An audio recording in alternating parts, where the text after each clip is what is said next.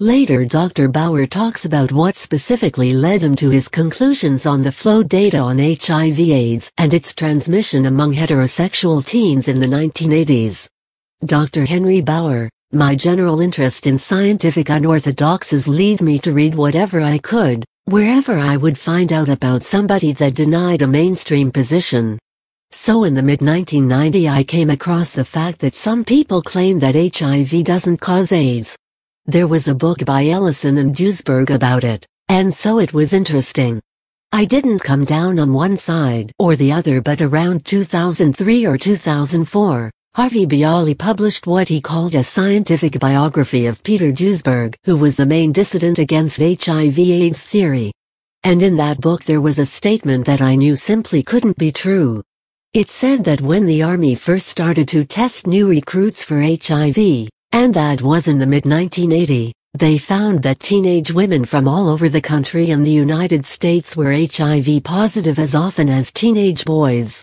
Now that couldn't be true, because the official position was that HIV came to the United States around the late 1970s, and it came in only amongst groups of gay men in a few large cities: Los Angeles, San Francisco, New York.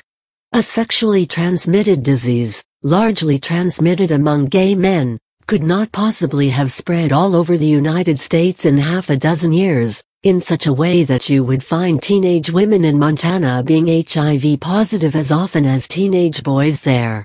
So I thought that statement couldn't be correct. I looked up the original reference. That's what the primary source said. You never can accept a single source in science, so I looked at other data about HIV testing in the 1980s.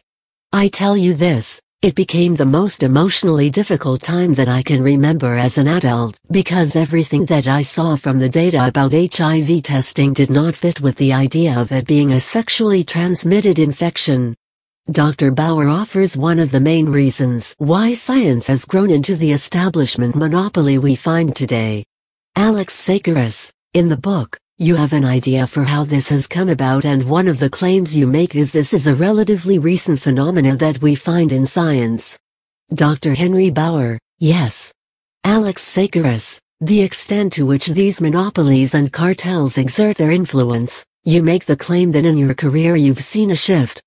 Tell us what you think is behind that. Dr. Henry Bauer: it's money, to put it in the simplest possible way. Alex Sakaris: but how has the money changed? Dr. Henry Bauer: science has become important. Back in the 1930s, the general societal view was that science is a good thing, and we know about these great people like Darwin and Einstein and so on. But what people were doing didn't require much money, and the consequences of what they were finding out didn't seem to be of startling importance for any near-term, big ventures or big money-making things. Second World War changed all sorts of things. That's when penicillin, antibiotics came in, and medicine could supposedly become scientific and do wonders in terms of saving people's lives.